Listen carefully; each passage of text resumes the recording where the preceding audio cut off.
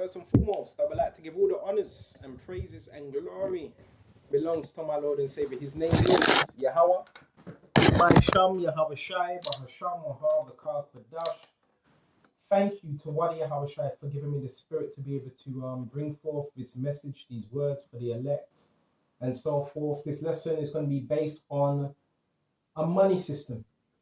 All right? Money system. Money, what is real money? What's real money? Real money is gold, cattle, marble, cinnamon. Yes, spices are also very tradable. Silk, right? Silk is very expensive. Wood, well, you could trade wood, right? Anything of real use, right? And we're gonna quickly we're gonna do a bit of jumping around. Abraham, rich. Check this out. So when we go to Genesis 13 and 2, it does mention, it states that Abraham is very rich in cattle, right? So let's read this. And Abraham went up out of Egypt, check this out, he and his wife and all that he had, and Lot with him in the south. And Abraham was very rich in cattle, in silver and in gold. Whoo! Cattle, silver, gold, right? Didn't mention nothing about a house. Didn't mention nothing about a car. And he went on his journeys from the south even to Bethel, unto the place where his tent had been at the beginning, between Bethel and Hai, unto the place of the altar, which he made there at the first. And there Abraham called on the name of the Lord.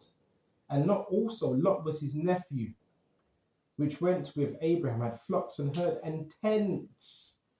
So, this chapter right here, money, it declares silver, gold, cattle. If you have cattle, if you have more than 100 cattle, you're pretty much a wealthy man. Sheep, goats, what else? What else? You got sheep, goats. I don't know. You know, they're animals. They're worth. Because sheep, what do sheep produce? Sheep produce wool, right? And what else? Milk.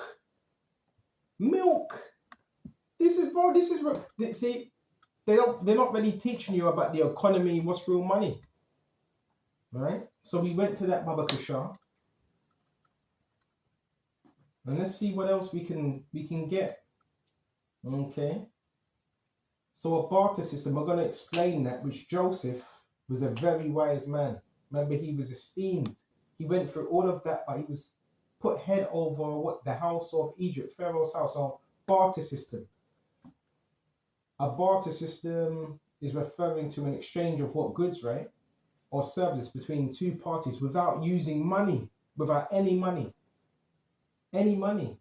In exchange, this is one of the oldest forms of commerce, allowing individuals to trade items they have for items they need based on a mutual agreement or value. Because guess what? Another man's trash is another man's what? Valuable treasure. Right? And this is why when you go to, what's it called in the UK? What's them things called? Them boot sales. These are things that people have chucked away or they don't need it. So to someone else, it's worth. It has transcendent value to it. Okay. So one of the oldest forms of commerce this is. So example, long story short, the money, the thing you've been fooled today is that money that you have today is real money, which is not. Them coins that you have got, hold up, £2 coins, £1 coins, they're not gold. You understand? It's not gold. Right? Them £2, it's not real gold. Right? It's some alloy metals. Right? That's what it's, some alloy metals. The 50p you have, right? What's that? No, that is silver. But there's not much to it. Right? Now you have plastic notes. If it's plastic, it's not real money. It's a note. Legal tender. You're supposed to be able to take that note to the bank and say, look, I've got a £50 note, I've got a £20 note. Can I have £10 worth of gold? Right? Because your note is not, it doesn't feel like £10, does it? Your £5 note, it doesn't feel like £5. Pound is a weight. So you should be able to do that. But people, they're so stupid, they're being fooled, they're being tricked. And they convince you you're working for real when it's not even real money. Right? It's not even real money. And it's only money if you believe in that it's money. So you go to the store, you would get some eggs, you would get some drink, and you would give that person the money for it. Why? Because you believe that that money is worth that particular thing. When the thing you're buying is worth more than the money, right? The thing you're buying is worth more than the money. You understand? Much worth more than the money that you're paying for it. But I need you to believe that thing that you're paying for is worth that money. When it's not, because it's not real money. So we're going to speak about the barter system now. Let's go to Genesis. Okay. This is Genesis 47 and 16. Let's get this out.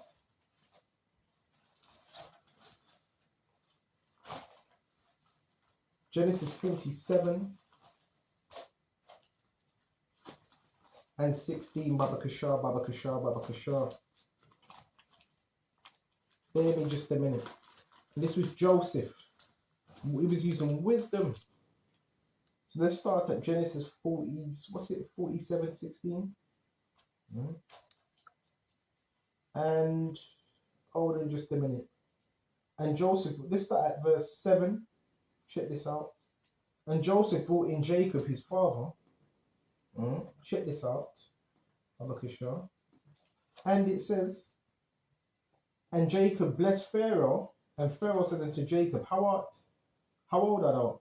And Jacob said unto Pharaoh, the days of the years of my pilgrimage are 130 years. Few and evil have the days of the years of my life been, and have not attained unto the days of the years of the life of my fathers in the days of their pilgrimage. And Jacob blessed Pharaoh, and went out from before Pharaoh. And Joseph placed his father and his brethren, and gave them a possession in the land of Egypt, in the best of the land, and in the land of Ramses, as Pharaoh had commanded. And Joseph nourished his father and his brethren and all his father's household with bread according to their families. Here we go. This is verse 13. And there was no bread in all their land, for the famine was very sore. So there was a famine. So that the land of Egypt and all the land of Canaan fainted by reason of famine. What's famine? A shortage of food, right? And it says, and Joseph gathered up all the money that was found in the land of Egypt and in the land of Canaan, for the corn which they brought. And Joseph brought the money into Pharaoh's house. Let's read this again. And Joseph gathered up all the money that was found in the land of Egypt, okay, and in the land of Canaan, for the corn which they bought. And Joseph brought the money into Pharaoh's house. And when money, so it was like a treasury, and when the money fell in the land of Egypt and in the land of Canaan, all the Egyptians came unto Joseph and said, Give us bread, for we should die in thy presence, for the money faileth. And Joseph said, Give your cattle, and I will give you your cattle if money fell. Right? So Joseph, why? Using wisdom. So here it is now. Give me your cattle, and if this money does fail, at least I have cattle that I can trade. And they brought them cattle unto Joseph, and Joseph gave them bread in exchange for horses, food, right? And for the flocks and for the cattle of the herds, for the asses, he fed them with bread for all their cattle for that year. Let's slow down. Let's read this again. So here it is now. Joseph traded bread, and they're giving them horses. Why? They were hungry. They were hungry. So horses, that's stock. That's money. But they were so hungry, they gave their horses. So Joseph is very wise. And for the flocks and for the cattle of the herds and for the asses, he fed them with bread for all their cattle for that year. So can you imagine how much cattle Joseph must have retained? And when the year was ended, they came in unto him the second year and said unto him, we will not hide it from my lord, how that our money is spent. My lord also have our herds of cattle. There is not aught left in the sight of my lord but our bodies and our lands. Check this out. Wherefore shall we die before thy eyes, both we and our land, buy us and our land for bread? Wow. And we and our land will be servants unto Pharaoh, and give us seed that we may live and not die, but the land be not desolate. And Joseph bought all the land of Egypt for Pharaoh, for the Egyptians sold every man his field, because the famine prevailed over them. So the land became Pharaoh's. As for the people, he removed them from the cities from one end of the border of Egypt to the other end of. Only the land of the priests bought he not, for the priests had a portion assigned to them unto Pharaoh, and did eat their portion which Pharaoh gave them, wherefore they sold not their lands. And Joseph said unto the people, behold, I have bought you this day your land. And how was he able to buy this? Because he was able to save and what? Use wisdom by the horses he was given. And when you have horses, that means you need land for them horses to graze upon. Right? See, there's a mechanism behind all of this stuff. You can't have cattle if you don't have any land. And lo, here is the seed for thee, and thou shalt sow the land. And it shall come to pass in the increase you shall give the fifth part unto Pharaoh, and the fourth part shall be your own, for the seed of the field and for your food, and for them of your households, for your food for your little ones. And they said, thou hast saved our lives. Let us find grace in thy sight, O my Lord, and we will be Pharaoh's servants. And Joseph made it a law over the land of Egypt unto this day, that Pharaoh should have the fifth part, except the land of the priests only, which became not Pharaoh's. This is heavy. Now, that's what you call barter.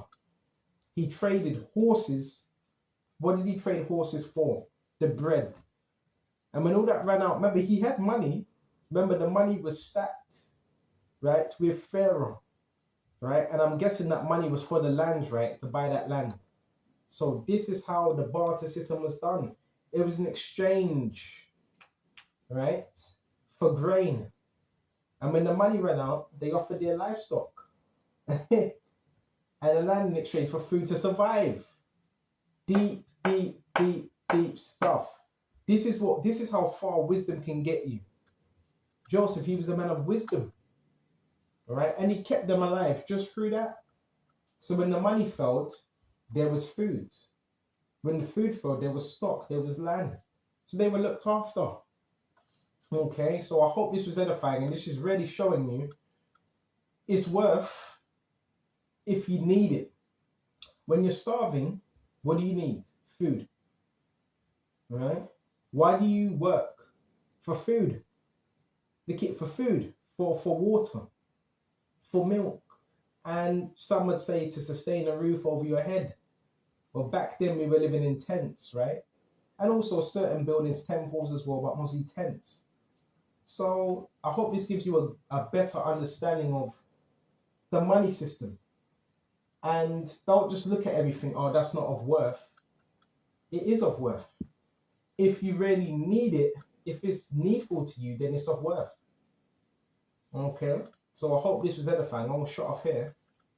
And until the next time, shalom to the hopeful elect. Shalom.